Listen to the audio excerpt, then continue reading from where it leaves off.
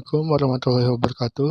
Perkenalkan, nama saya Ghazal Gifari dari Fakultas Teknologi Informasi, Program Studi Perpustakaan dan Sains Informasi Universitas Yarsi Angkatan 2020. Pada kesempatan kali ini, saya akan melakukan sebuah proyek yang bernama Book Talk, dan kali ini buku yang saya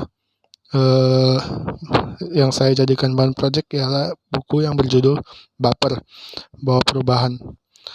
Buku ini pertama kali dirilis tahun 2016 pada bulan November dan ditulis oleh seorang profesor dari Fakultas Manajemen Universitas Indonesia bernama Profesor Renaldi Kasali.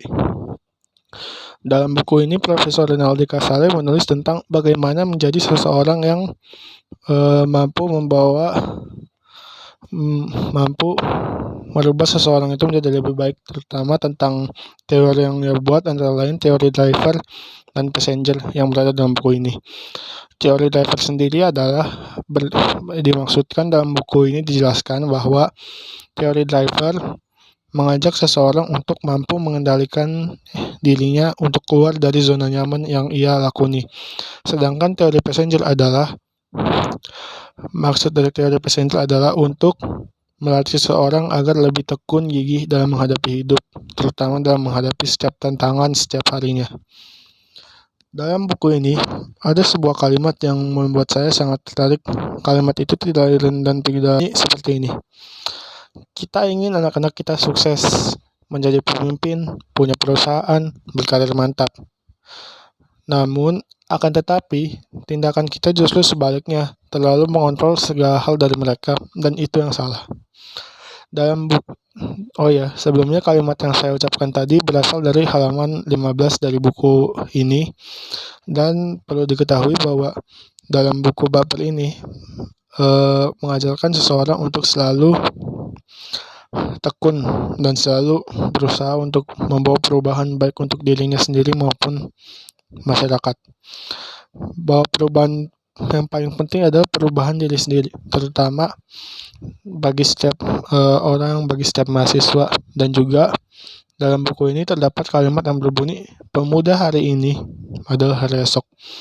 Arti dari kalimat yang terdapat dalam buku ini tidak lain tidak bukan adalah pemuda hari ini dimaksudkan adalah pemuda yang saat ini sedang berusaha keras dan sedang berusaha untuk keluar dari zona nyaman untuk membawa perubahan bagi dirinya maupun orang lain. Ada juga sebuah kisah dari buku ini bercerita tentang Gubernur DKI Jakarta yang bernama Bapak Anies Baswedan. Suatu hari Bapak Anies diceritakan ketika masih kecil sangat senang berkelahi, dan suatu ketika dia dikeroyok oleh banyak orang. Nah, dari kejadian tersebut gak sengaja dilihat sama Profesor Aliyah ketika pulang dari belajar. Sebelumnya Profesor Aliyah ini tidak bukan merupakan ibunda dari Anies Baswedan ya. Nah, pada saat melihat Bapak Anies yang digebukin, Ibu Aliyah tidak membantu dan menolong anaknya. Bahkan dia berpura-pura tidak melihat anaknya dikeroyok. Ketika ditanya mengapa tidak membela Anies kecil ketika dikeroyok, Profesor Aliyah sebagai ibunya menjawab, sebab kondisimu tampak tidak membahayakan. Kamu harus latihan, bertanggung jawab, dan mampu menyelesaikan masalahmu sendiri. Nah, dampak dari pendidikan yang dibuat oleh Profesor Aliyah kepada anaknya, yaitu Bapak Anies Baswedan, berdampak dengan kepribadian Bapak Anies sekarang. Beliau berhasil menjadi seorang pemimpin yang tegas dan mampu menyelesaikan masalahnya sendiri. Subhanallah, benar-benar suatu hal yang menginspirasi buat kita. Dan terakhir yang ingin saya sampaikan, buku ini merupakan buku yang sangat menginspirasi banyak orang dan sangat memotivasi kita. Oke, sekian dari saya. Sebelum ditutup, saya punya sebuah kalimat dari mereview buku ini. Kalimat ini kalimat yang saya buat sendiri. Kalimat yang saya buat adalah seperti ini.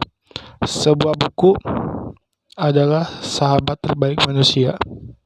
Sebuah buku adalah jantung dari manusia. dan sebuah buku adalah hati dari manusia. Jika kita tidak pernah sekalipun membaca buku dalam seumur hidup, kita termasuk orang yang rugi. Sekian dari saya, kurang lebihnya mohon maaf. Wassalamualaikum warahmatullahi wabarakatuh.